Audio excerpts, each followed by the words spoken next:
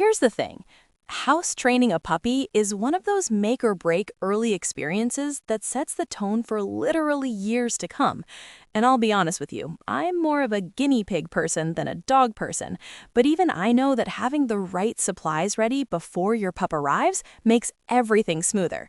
My name is Mariana Vasquez, and today we're walking through every physical item, space consideration, and backup supply you'll need to set up a successful house training system from day one.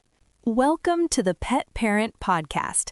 Quick heads up before we dive in. Everything you're about to hear, the research, the recommendations, the whole script, was written and fact-checked by actual humans who know their stuff. The voice you're hearing, though, that's AI-generated. Just wanted to be upfront about that. Stressful and way more manageable. New episodes go live every Monday, Wednesday, and Friday, so there's always something fresh.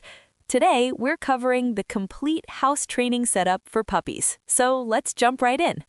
Whether you've just brought home an 8-week-old lab mix or you're preparing for a new family member, this checklist covers placement strategies, cleaning essentials, training tools, and those often overlooked items that save you frantic midnight store runs when accidents happen, because they will.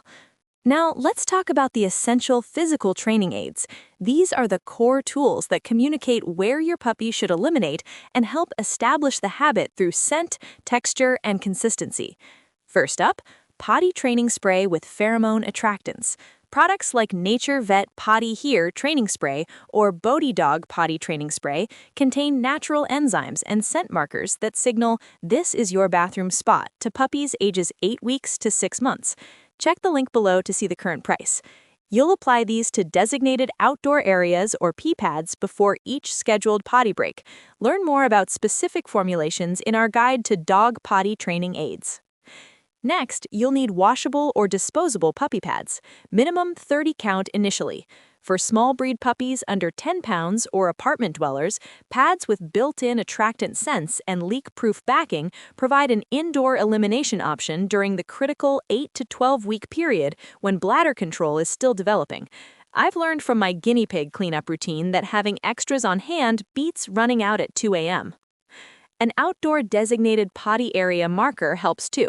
A small garden stake, decorative rock, or specific patch of mulch helps you consistently return to the same 3-foot square zone, building scent association faster than randomly wandering your yard.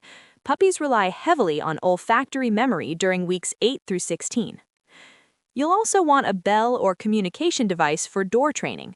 A set of mounted jingle bells hung at puppy nose height, typically 6 to 12 inches off the ground for most breeds, teaches your dog to signal when they need to go outside, creating a two-way communication system by 12 to 14 weeks if you're consistent. For multi-story homes, consider a portable travel potty option. Real grass patches like Fresh Patch disposable dog potty or synthetic grass trays with drainage systems spare you from carrying a puppy down 3 flights of stairs 6 times daily during the first month. Check the link below to see the current price. This is critical for toy breeds with tiny bladders that empty every 2 to 3 hours. A crate that's appropriate size for nighttime containment is essential. You want a wire or plastic crate just large enough for your puppy to stand, turn around, and lie down, not roam. This activates their natural den instinct to avoid soiling their sleeping space. Adjustable divider panels let you expand as they grow from 8 weeks to 6 months without buying multiple crates. Get a leash dedicated solely to potty trips. A 6-foot standard works great. Using the same leash exclusively for bathroom breaks creates a Pavlovian association between that specific leash and elimination, helping puppies understand this isn't playtime. Keep it by the door, separate from your walking leash. And don't forget a treat pouch or pocket container for immediate reinforcement. Rewarding within 3 seconds of successful elimination is crucial for 8 to 12-week-old puppies whose short-term memory is still developing. Fumbling with treat bags in your pocket breaks that critical timing window. Check out how to use treats for puppy training for reward timing strategies. Moving on to cleaning and odor elimination supplies, here's something I learned the hard way with guinea pig cage accidents. If you can smell it, your pet can smell it 100 times stronger, and they'll go right back to that spot. You absolutely need enzymatic cleaner specifically formulated for pet urine, 32 ounces minimum. Products containing protease and amylase enzymes literally break down the uric acid crystals in urine that regular cleaners leave behind. These crystalline deposits are what draw puppies back to re-soil the same carpet spot, even after you've scrubbed it clean with conventional products. A blacklight UV flashlight for detecting hidden accidents is a game changer. Dried urine glows under UV light, revealing accidents on carpets, baseboards, and furniture that you missed by sight or smell. This is especially valuable in homes with previous pet owners, or when your puppy sneaks off to a back bedroom. Stock up on paper towels, at least 12 rolls. The first rule of accident cleanup is absorbing as much liquid as possible before any chemical treatment, and you'll go through paper towels faster than you'd think during weeks 8 through 12, when accidents happen 4 to 6 times daily, even with diligent scheduling. Rubber gloves and disinfecting wipes are important too. Protecting your hands during cleanup and quickly sanitizing hard surfaces between enzymatic treatments prevents bacterial spread, particularly important with young puppies whose immune systems are still developing through their vaccination series. For homes with wall-to-wall carpeting, a carpet spot cleaner machine, rental, or purchase can save your flooring. A portable extractor that applies cleaning solution and immediately extracts it along with embedded urine is invaluable during the 12 to 16-week house training period when accidents are frequent. Keep baking soda in a shaker container handy. After enzymatic treatment, a light dusting of baking soda left for 4 to 6 hours absorbs lingering moisture and odors from carpet fibers before vacuuming. It's the same principle I use for my guinea pig fleece bedding, and it genuinely works. Finally, set up a designated cleaning caddy or bucket. Keeping all accident response supplies in one portable container means you can grab everything at once when you discover a puddle, rather than running between rooms gathering supplies while the stain sets. Let's discuss space preparation and confinement tools. Setting up your physical environment is half the battle. You're essentially puppy-proofing while creating clear boundaries that make supervision possible. Baby gates for sectioning off supervised zones, minimum 2, are essential. Confining your puppy to tile or vinyl flooring areas for the first 4 to 6 weeks makes accidents easier to clean and prevents them from wandering to carpeted rooms where mistakes become ingrained habits. I think of it like how I blocked off my guinea pig's free roam area before they were fully litter trained. An exercise pen, or X-pen, works great for extended containment periods. A 24 to 36-inch tall octagonal pen creates a larger confined space than a crate, allowing room for a bed on one side and pee pad on the other for times when you can't directly supervise. This is useful for puppies 8 to 12 weeks old who can't hold their bladder longer than 2 to 3 hours. Put down a waterproof rug or mat for high-traffic doorways. Placing a washable, waterproof runner in front of your primary exit door catches those almost-made-it accidents that happen when you're fumbling with the doorknob while your puppy is doing the pee dance. If you're confining your puppy to a laundry room or bathroom during unsupervised periods, consider covered flooring in the designated puppy room. Roll-out vinyl flooring or washable rugs over concrete provide comfortable, non-absorbent surfaces that don't retain odor like carpet does. Use furniture blockers or closed doors to physically prevent access to bedrooms, dining rooms, and other carpeted spaces during the first 8 to 12 weeks. This eliminates the possibility of hidden accidents in low-traffic areas you don't check regularly. Out of sight means out of mind for supervision. Now for training schedule tools and monitoring aids. These items help you track patterns, stay consistent, and actually see whether your house training strategy is working or needs adjustment. A timer or phone alarm system is critical. Setting 2-hour interval reminders, initially for 8 to 10-week-old puppies, ensures you're taking them out before they need to go rather than reacting to accidents. Consistency and timing builds bladder control faster than sporadic trips. I kept a puppy training journal or used a tracking app, recording elimination times, locations, accidents, and food and water intake for the first 4 to 6 weeks revealed patterns like always pees 15 minutes after eating that help you predict bathroom needs. I kept a similar log when I was figuring out my guinea pig's hay consumption patterns, and the data was surprisingly revealing. Outdoor lighting for nighttime potty trips makes a huge difference. A motion-activated LED spotlight or headlamp means you can actually see your puppy eliminating during 2 a.m. bathroom breaks, allowing you to reward immediately rather than guessing whether they went.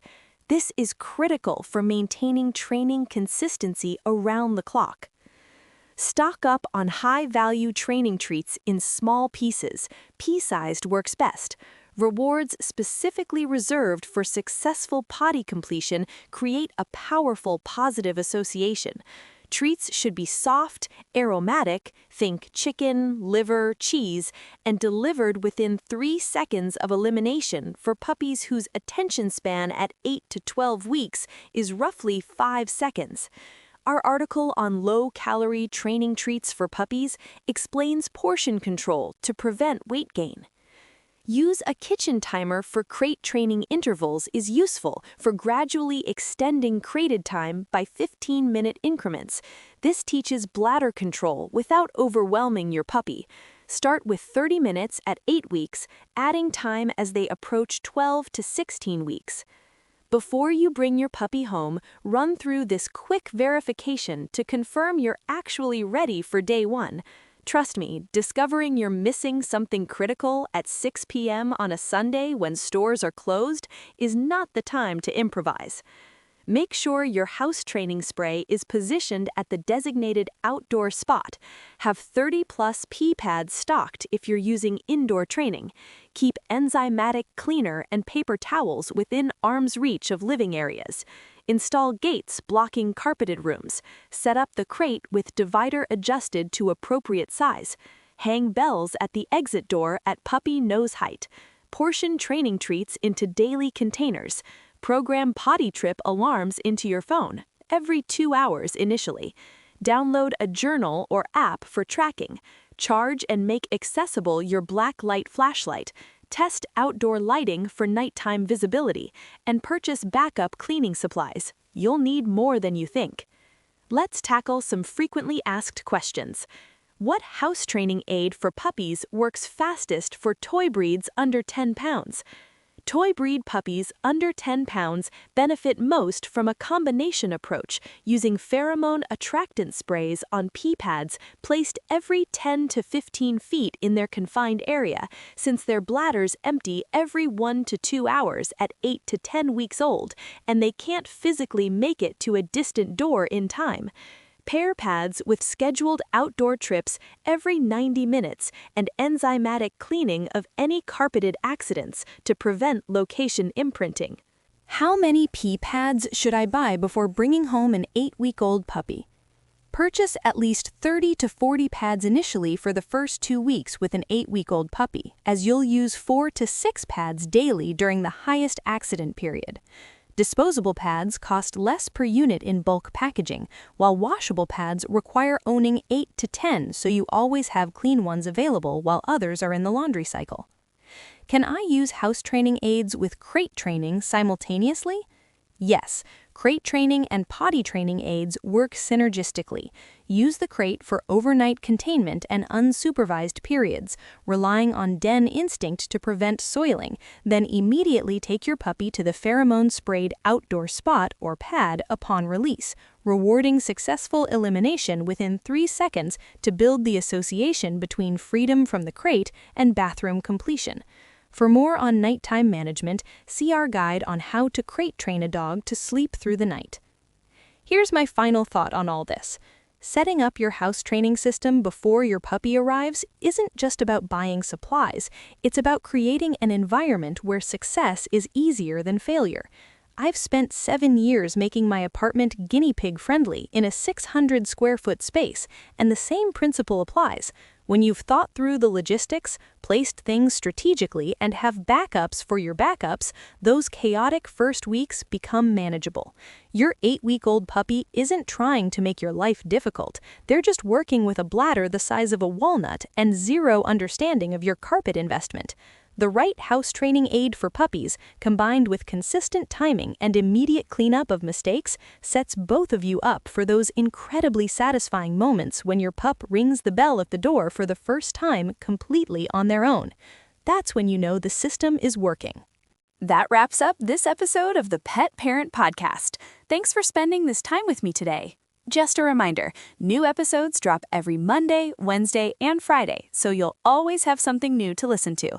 If you found this episode useful, I'd be genuinely grateful if you could leave a 5-star rating and write a quick review. It's one of the biggest ways other pet parents actually find the show, and it helps us reach people who really need this kind of practical advice. And if you haven't already, hit subscribe or follow so you get notified the second a new episode goes live. Talk to you soon.